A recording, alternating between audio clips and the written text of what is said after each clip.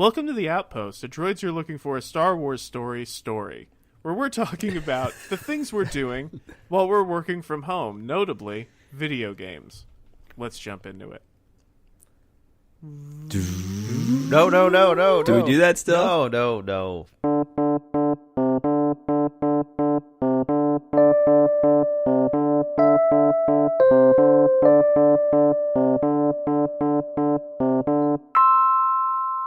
Okay, here we are. We're already on the Outpost. We don't have to travel there. Everybody, We're fine. So Everyone's we're fine. taking a break from your normally scheduled programming. We'll be back next week with our third part of the Duel of the Fates breakdown. And man, oh man, are we milking that for what it's worth? We think we will. Okay, and We it'll be. I mean, first of all, honestly, it'll be first of all it'll be the fourth part, and second of all, we may or may did we not. release? Be I don't know if we released the third part. We didn't release the third part yet. Are you certain? I'm fairly certain. We'll look at the numbers. We'll get that worked out.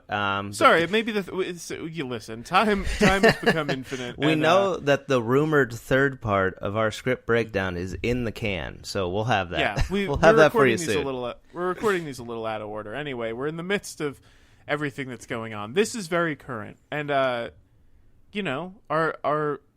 best to everybody out there. This is a strange time, and in this strange time, we hope you're staying safe and healthy. And also, we know that a lot of people are isolated, working from home and stuff, so we're talking about a little bit of what we're doing to keep ourselves occupied. I thought that the anxiety of waiting for the Star Wars movies to come out would be the biggest of the 12-month period, but we're lucky turns out that's just every day now forever. We're lucky that those aren't bundled together right now. Yeah. Because it'd be like, whoa, man. Or maybe they just release it on Disney+. Yeah, but truly, by the way, it's Ryan, Chris, and Sam today. Yep. Can you imagine if this was going on, they canceled the Star Wars release, then they released it on Disney+. We all already have Disney+. Can you imagine the just sheer excitement through the roof, like levels of anticipation that would be just utterly obliterated sitting at home watching that movie alone? Oh my God. Yikes. Ryan, Chris, and Sam today. Mike is with. He wasn't able to join this morning. Oh, don't worry, Ryan. Nobody thought that Mike was here with that intro. Yeah. What's our thing? Do we have a name for this permutation? I can't keep them track. The Goosey Boys, because we're so silly. We're the Goosey Boys. The Goose Welcome Gang. to the Goosey Goose Boys. Gang. And speaking of goose, there was a big goose in a video game this year, and today we're talking about the video games we've been playing. Maybe we'll venture into other things. I watched Birds of Prey last night. I really enjoyed it. Good one. Early out on iTunes. So, let's see. Sam, you are a little separated from us. Yeah, I decamped. I got out of Dodge early. My wife and I came to my parents' house in Central PA, so we've been camped out here. I'm just reverting in all sorts of ways because I went back and I don't have, obviously the bummer is I don't have my PlayStation, so I can't hop online with you guys. But also, your wife and you at your parents' house, you're not allowed to sleep in the same room, right? And you can't play video games past 6:00. Is that true? No closed doors in this house. It keeps you up at night if you play games past 6. Right. But I've been just reverting in all sorts of ways. I got the Spyro collection on my Switch. Nice. Okay. Nice. And you're wearing a little spinny hat and drinking a juice box. I've been going between the Spyro trilogy and Mario Odyssey, just taking a trip down memory lane. I think there's something about like the really happy environments, the collecting platformer elements of these games that I played when I was little, that it's like, okay, this is calming. There's no stress. They're not stressful games. I mean, there's like the mild, like good kind of stress from like a challenging game or like a challenging level, but these are not games. I'm not playing The Last of Us. Let me put it that way. So this is interesting to me because I've we've been speaking to a lot of our friends. A lot of people are playing video games and watching movies, through all of this, and I guess I should ask, what do you guys, when you're stressed out and you're playing video games, what is it that you're looking for out of it? Like, so Sam, it seems like you're looking for like a relaxing kind of fun experience. Yes. Yeah, I mean, so at the risk of or lighter experience. At the risk of sounding really dumb, I mean, like the first thing is like fun. Growing up, I loved like shooters and action, not first person shooters, excuse me, like third person like shooters, action adventure games, right? And then I also liked, of course, like the ones everybody does from Nintendo, Mario and Zelda and stuff. I think, lately the things that I've been gravitating to in games are like escapist, lighter, happier stuff. I think I've just been generally a little bit more stressed out this year, especially right now. Right. And so like I've liked the lighter, funnier, more fun, family, cartoony games, but at some point, I guess the other element that I like is I do like a good or some level of like challenge and measurable completement. I mean, that's just the gamification of things, but like, I like games where I can mostly just move through the story, but occasionally have parts that really test my, whatever skills you've built up in the game thus far. Sure. And Chris, what do you think? Because you've been working through a backlog. Yeah, too, I've been. Right? So that's like it's kind of threefold for me. One, video games like put you in control of a world. So finally, you feel like you have control of something. So I've noticed myself just jumping into video games. It's been like everyone has these kind of like binge watch lists, but for me, it's just like I'm going through all these games because this is the happy place. This is is a virtual world. This is crafted. It could get computer viruses. It can't. Maybe it can. I don't know. If you've ever hacked a video game, let us know. But I think for me, it's more like the kind of the story driven quests that I've been really into. So those have been. I've gone through, I think, 4 games in the last 30 days just to finish things up. So for me, it's just the kind of that story-driven quest. And I'll define finish a game as I go through the main storyline. I'm usually not big on side quests. If they happen, they happen. If I get about 15 to plus hours out of it, I'm pretty happy when I beat the game. I just recently played through, beat Zelda Breath of the Wild finally. That's a 3-year-old game.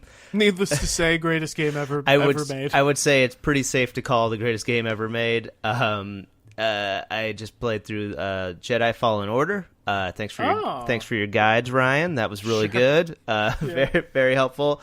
And a very satisfying Star Wars story. I think they did really good, right? For like an EU kind yeah, of thing? Yeah, really, really good.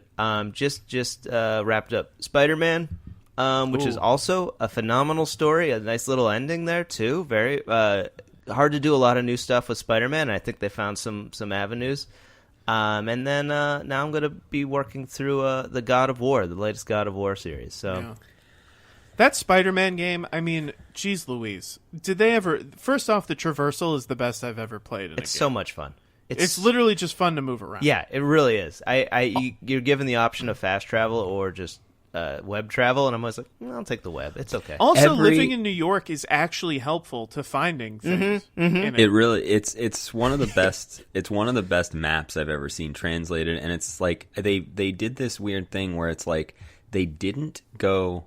1-to-1, yeah, but it feels, for sure. but it feels more very like dense. It feels more like real New York than games that like claim to have like mapped out the actual city street by street. Yeah, and it's just like that's the perfect translation of if you're going to do a real location. And I think this is part of what makes games like Zelda or Mario or I mean, heck, even like God of War or like the Assassin's Creed games, which do take place in real places, but all of them have mastered this idea of like, okay, let's make composite worlds that are clearly analogous to real places that represent real things, but they're just the more fun version for a video game character. Right. Yeah, and like movies have started doing this too, because movies now, even when they shoot on location, they'll often manipulate the background and they'll often like add, mountains or sunlight or like whatever they want behind, they'll like composite there's a convenient the image. ledge in the New York City that maybe not was there, so Spider can,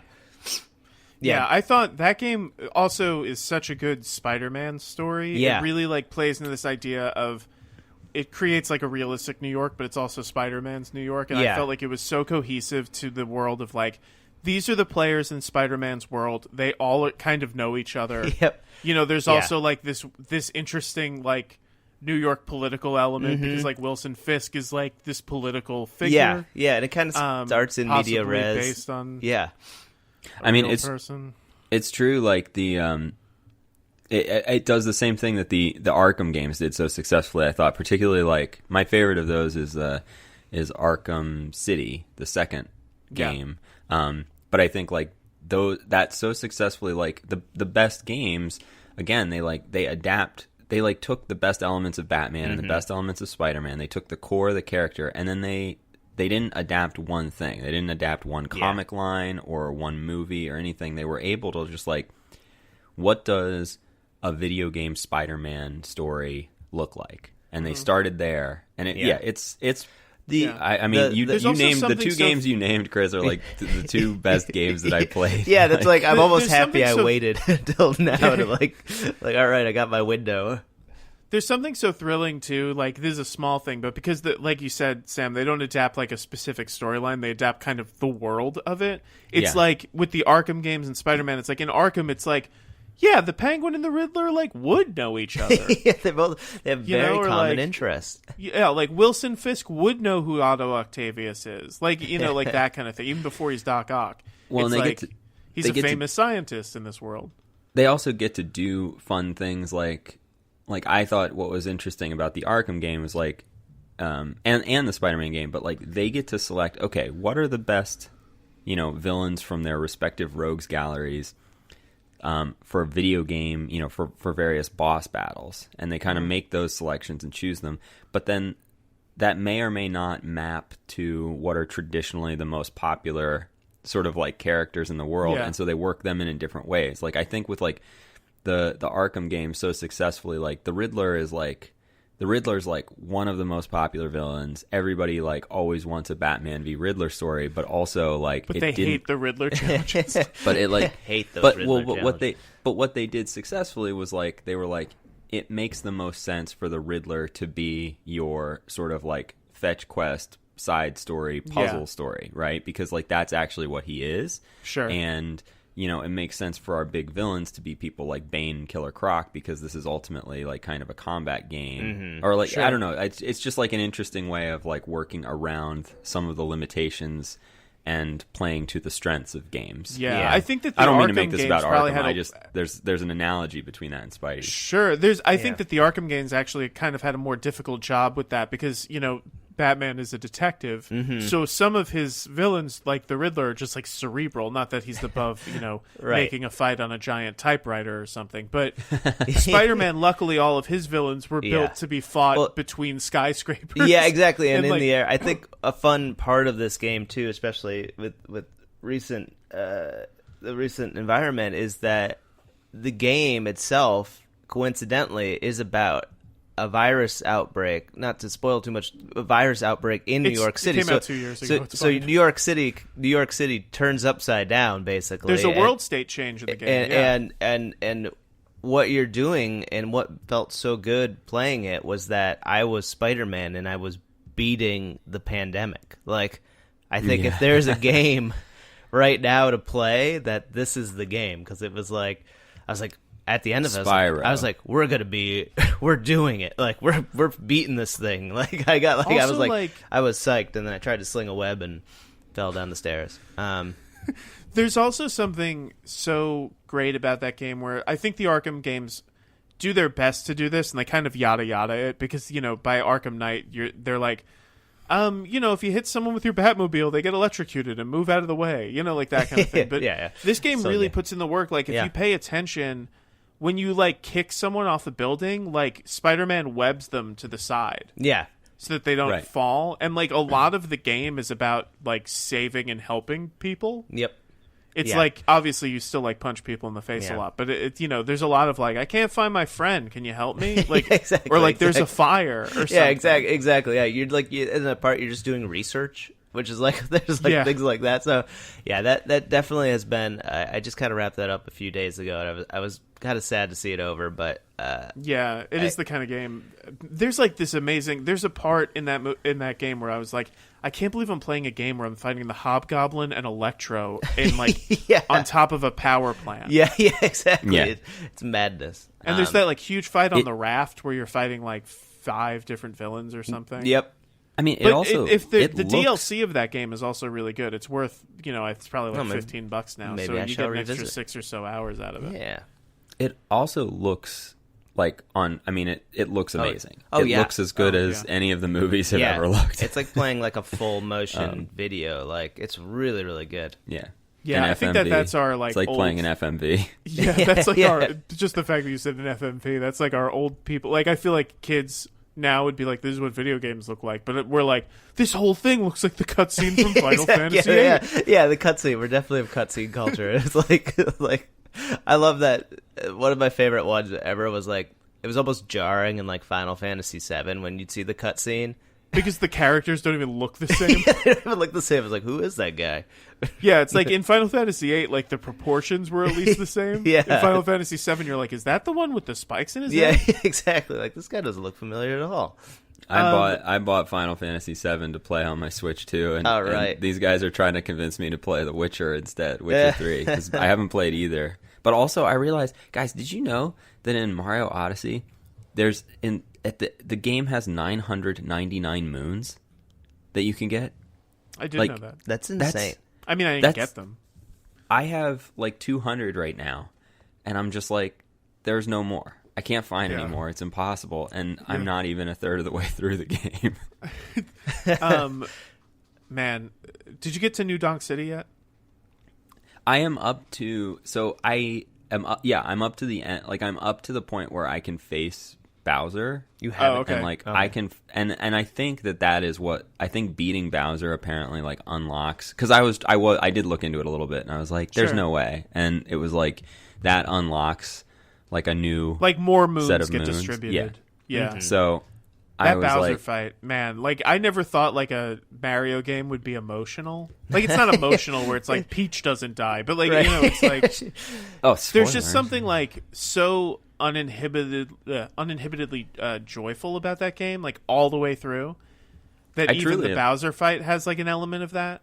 Yeah, I've loved it, and I think there's an interesting thing because Chris, I'm doing the opposite thing you are in terms of the way I'm seeking control from video games right now, and like comfort and control is that like, so when I started playing Spyro, which I used to just shout out to my friend Drew, who I don't think is a listener, but maybe I'll text him about this get episode. Him on here, Your former friend Drew. But my friend Drew, he had a PlayStation when I had N64, and I used to go over to his house and we would play Spyro together. That was like, and so I saw these games and I was like, oh man, I never, like those were Drew's games. I never finished them because like I would only play them at his house. I was like, they were really fun. I'll do that, like that HD trilogy. And so I bought it because it was on sale, and I've been playing through that. Like I am 50% completion through the first game, and I've 100% at every level I've played. I'm going through, I'm like doing everything in each world before I leave it. And I started trying to do that on Mario, and it was like impossible because some of the moons weren't unlocked, and B, because there's apparently 999 of them. So it's like hard. But like my way, like what the games are offering me in terms of like that comfort is like I can tick boxes. I can do everything that's available to me. I can like master this level of the game and leave it so that there is nothing left. And it's kind of the opposite, Chris, like because I'm not playing these like story front game, like story forward games. Right. It's more, like the level. Like the stories of both of these are like quite simple. Oh, bad guy hurt friends, go beat bad guy, save the world. But it's interesting because I found that what I'm looking for, especially in times like this... what are you playing, Ryan? Yeah.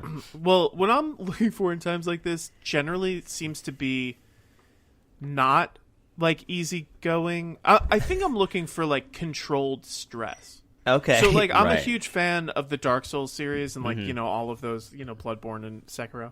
So, like, I've been playing things like that a lot because I think that I want to create a situation for myself where I'm like, this is the most stressful thing to me right now. It's obviously simulated. But it's the same way, like, it's this catharsis of, like, why we go to horror movies. We want to be scared in a controlled environment. Yeah, like, and you know it could hurt you, but you want the experience of the scare. Yeah. So, like, to me, like, an easygoing game, like, I have been playing Animal Crossing and, like, enjoying that a lot. But it's, like, it's kind of like reading to me, where it's easy for my brain to kind of go to things. I've fallen asleep the last 2 nights playing Animal Crossing. It was just, like, waking up with the Switch in my hand and my guy just, like, hanging out by the house. Catching butterflies. Yeah. But, like, a lot of my time recently, I've been playing Doom Eternal, which is like one of the all-time greats, and it's like, I'm not done yet. I think I'm like 70% of the way done, and it's so stressful and so intense. Like, literally what I'm doing is, like, I put my headphones on. The whole soundtrack is like metal music, which is like dope as hell. And so I put my headphones on and I turn it basically all the way up.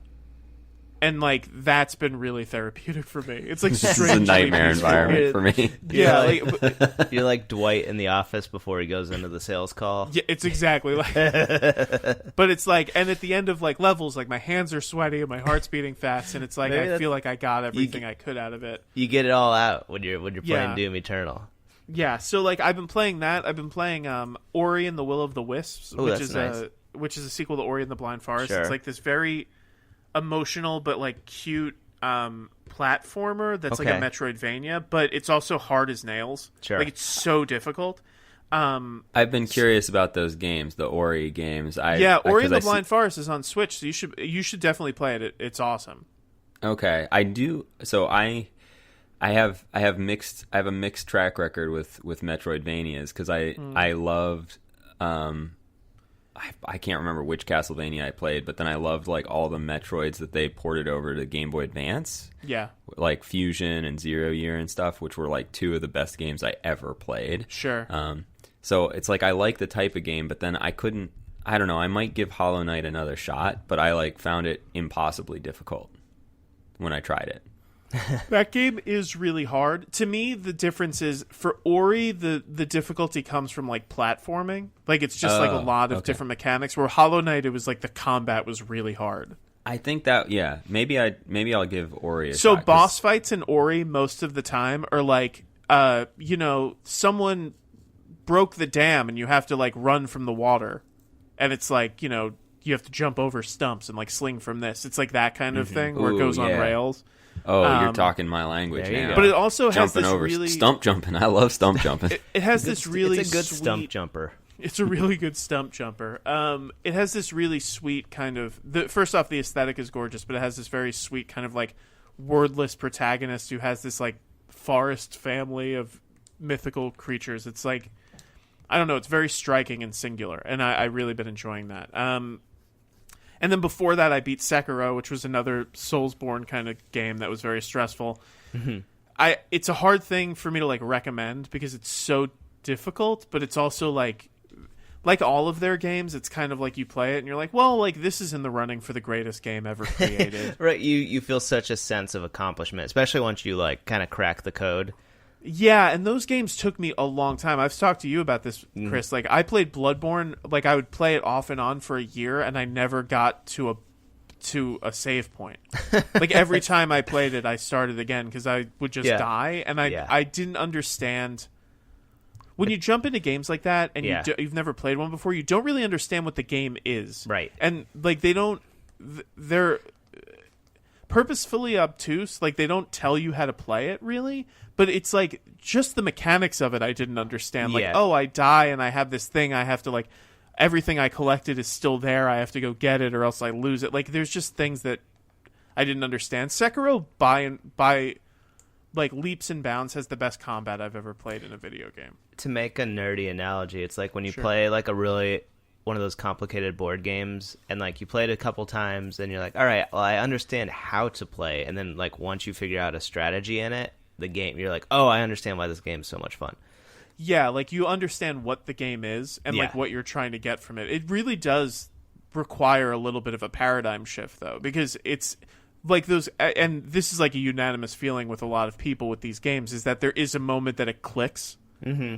And like that, I had that with Bloodborne, and then I played all the Dark Souls, and then I played this one, and I adore the game so much. But it's like I understand when I recommend them to people, and they're like, I don't understand why this would be fun to you, Right? Yeah. You know, like I just died, and like it wasn't cool, and like that's it.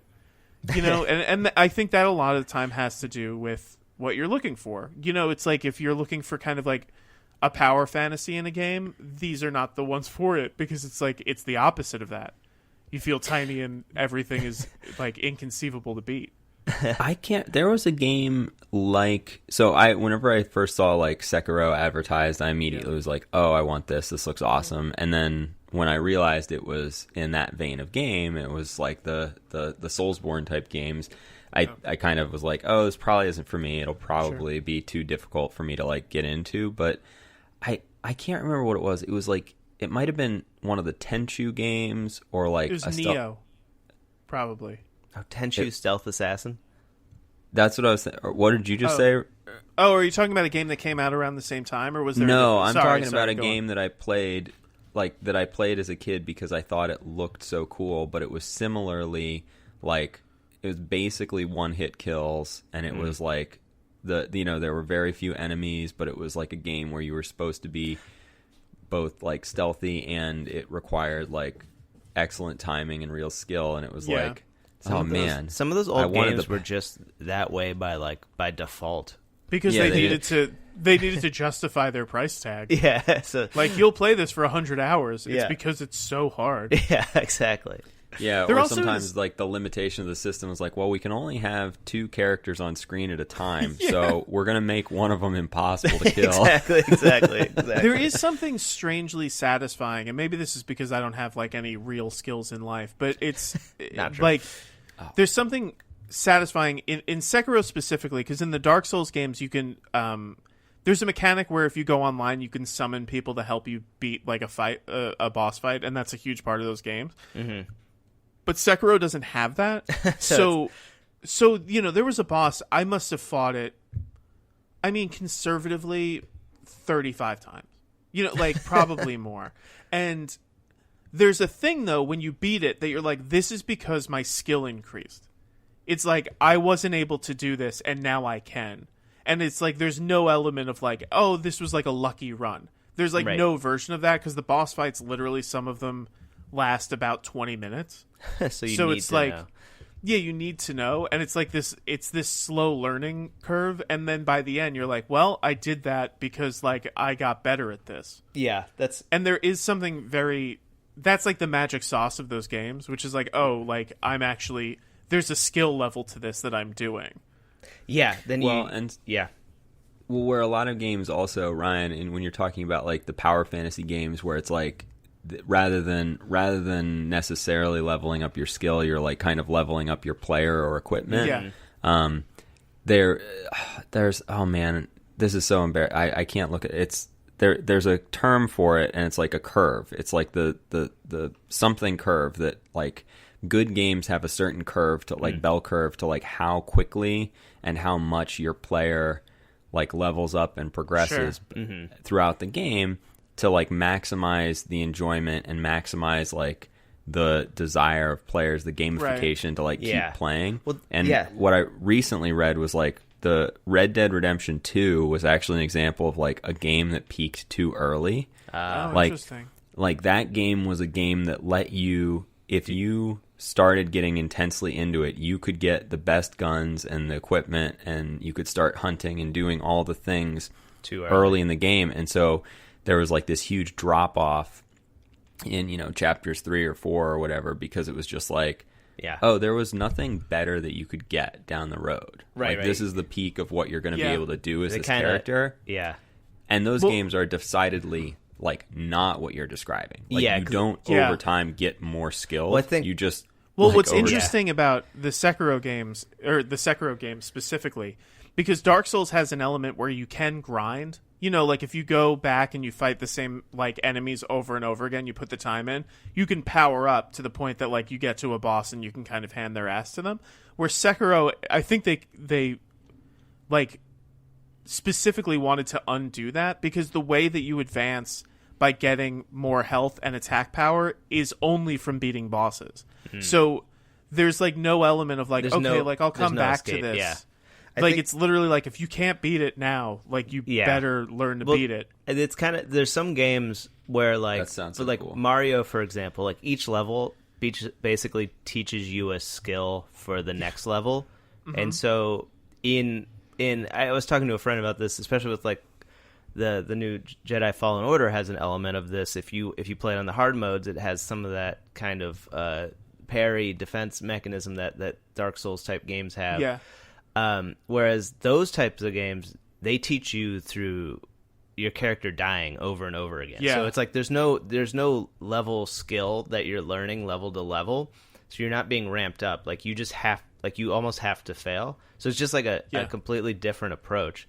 Yeah, you have to not be frustrated by the dying. You're just like, okay, and like that's more of like this is a learning experience. And that's almost like, in a way, it's almost like old school video games where it's like you didn't really have any kind of lifeline, and like developers didn't know how to teach those skills quite yet. Yeah. So if I could tell like a specific, this is a little bit of a spoiler, but again, the game came out like almost 2 years ago. There's this specific boss that a lot of people bump up against called Genichiro. He's like another samurai. So you're literally having a duel with someone. And I probably went up against this. This is the one that was like 35 times, just like over and over and over again. And, he has 2 phases. So like I fight him, and then like I bring his health bar down, and then there's another health bar I have to bring it down. And after hours and hours, I finally beat him. And I'm like, great. Like I'm thrilled. I'm sweating. I'm like pumping my fists in the air. And then there's a cutscene, and you're like, oh, he's going to be like, oh, I've admitted defeat. And the cutscene is he takes off his armor, and there's another phase. So you're like, great. You've beaten him, and then you're like, great, I won. And then there's another phase, and the phase is, oh, by the way, he has lightning skills, and you need to learn how to parry that. There's a completely new skill that you've never done before. So that's wild. It like lifts you up, and then I've never seen such a spike in a video game where they're just like, no. Yeah. Like, you thought you were good enough then. You're not good enough. Like, you basically have to get good enough that the first part of the fight that you thought was the whole fight doesn't even matter anymore. Now there's a whole other thing that you have to chip away at. And it does happen, where it's like, and then I fought him again and again to the point where, like, he didn't even hit me in the first part, and then I had to concentrate on the second part. And that's kind of an amazing experiment. I mean, it was a bold move. Yeah. It does remind me of like the old video games, like when kind of where the concept of the speed run first came from, right? When like if you play a classic platformer like, like Super Mario or something, it's like you would run into things, you would die, you would fall off the world, but you'd get to the point where you could get through the first 20%, then 50% of the level without falling, without taking a hit. And then there was a flying Goomba. Do you remember seeing in the first Mario game, I think it was World 6, where it's nighttime for the first time? Yeah, and you're like, there's like the first jump you see, that's a long jump onto a tiny platform followed by another long jump. Yep. And I remember seeing it and being like, this is impossible. The end of the thing with those, the thing with like that idea is like, there's so many Nintendo games I have with just like, the memory has just been like unaccessed on them. Like I was like, I'll never make it to the end of these levels. So there's just like Nintendo games that have never been like played, just sitting in a basement. And there's probably millions of them. They're just like, there's data on these like cartridges that have just never been accessed. The electricity has never been fired on those. Yeah, it's never been touched. It's just sitting there. Like there could be like the formula for the universe on one of those things, just hanging out. If only, Guys, anyone know had what's beaten really ghouls sad? and goblins. What's that? Oh, I'll tell you a sad story if you want to get real bummed out. Yeah, we have to wrap up, so let's end on this sad story. I got like 110 or 115 of the stars in Super Mario 64. I still have my 64. I still have like all the controls. I have every system I've ever owned still in like a box. Sure. And so I can hook them up anytime. But I did trade in my Mario 64 cartridge for Tom Clancy's Rainbow Six, and you can never get that Mario 64 back. It's like had a famously bad port. On yeah, I probably played it twice, but I'll never have Mario 64 again, right. and I'll never get the final stars. You can never take that memory away. Hey, man. Someone bought that, and I'm sure they didn't delete your save file. They still look at it and say, who is this god? Somebody else enjoyed it. Before we wrap up here, I think it's worth mentioning a screenshot has been going around from the Star Wars 1313 game, and apparently we're finding out that the game was actually about a young Boba Fett. Really? Yeah. Thank God. Yeah. Really dodged a bullet there, but I thought that was worth mentioning. I think that's cool. That jetpack would have been fun. I think there was always kind of that. There was a Boba Fett game for PlayStation 2, I remember. So I wonder if this kind of would have been a follow-up to that. Or was that Jango Fett? I can't remember. That was a Jango Fett game tied to the clones. Maybe this would have been kind of a metaphorical sequel, but I don't think it was going to be related. So we keep finding out more details about the rumored Project Maverick. Oh no, wait, no, it's not called Project Maverick. Well, isn't it called Mavericks? That's the upcoming Star Wars game project, right. I guess on the. But guys, I think also worth mentioning Call of Duty Modern Warfare Warzone. Oh yeah, we've been playing that. Yeah, so that's a free game. Anyone can get it. Basically, you just squad up with a couple of your other buddies, and then it's kind of like a battle royale. I gotta say, which is a genre of game I've not been into, but I'm very much enjoying this one. I haven't liked Call of Duty either. I don't think I've ever played one, but I've been liking this experience. Yeah, I think the online games are going to be some of our saving grace in the future. Yeah. Something very sweet, if I could share this about Chris, is that in this game, if you die and you're on a squad, you spectate, so you're like basically seeing what the other person is doing. And whenever Chris is the last one of us and we see someone sneak up on him, he'll see them and think about shooting, but he won't immediately shoot. Always gets killed, but I know it's because Chris is nice and he doesn't want to hurt them. I have the hesitation. I guess I gotta. He sees them and he's like, "Well, let me see. Maybe they're not gonna." Yeah, like maybe they won't see me. Maybe they'll keep walking. We didn't have to do this. This didn't need to be done. It's a lot of fun. Well, guys. Yeah, everybody stay safe out there. Keep on playing. Don't stop playing the games. Connect with your friends online. Get a Zoom account. Get a Skype account. Stream the Jackbox Party Pack. That's been very popular. You can do that online. There's lots of instructions how to do that. So keep playing games. Go to those worlds. Have fun. Yeah, stay inside. Stay safe out Look, there. You're listening and stay home. My God, you're listening if you can. Obviously, we know that not everybody can, and that's a tough situation. But you are people who are listening to a Star Wars podcast, so we know you're all indoor kids. So as indoor kids, this should be truly your moment. Let our indoor light shine. And we hope everybody's staying safe and healthy and mentally well. We know that this is a tough, isolation is a tough racket. So all right, stay safe. A tip of the cat to everybody out there. Stay safe. That's right. Stay safe. Thanks for listening. Thanks for listening to the podcast, the Outpost. The Outpost. Oh boy! Thanks for listening to the podcast. Just whichever one. Anyone. As always, rate, review us on iTunes. You can email us droidspod@gmail.com. Follow us on Twitter @droidspod. Follow us on Instagram @droidspod. Facebook, search the droid you're looking for podcast. YouTube, see Ryan's Jedi Fallen Order walkthroughs. Gonna give a little plug there since we're talking about video games. Oh yeah. The Droids Pod on YouTube. I think I covered it all. We appreciate your feedback. We'll be back with some more Star Wars stuff, as always. And maybe we'll be doing probably a few more Outposts. We've got lots of time.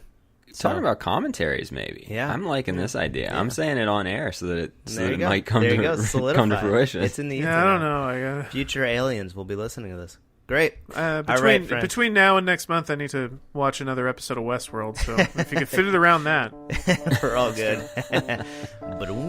All right, friends. Bye. Stay safe. Bye. Bye.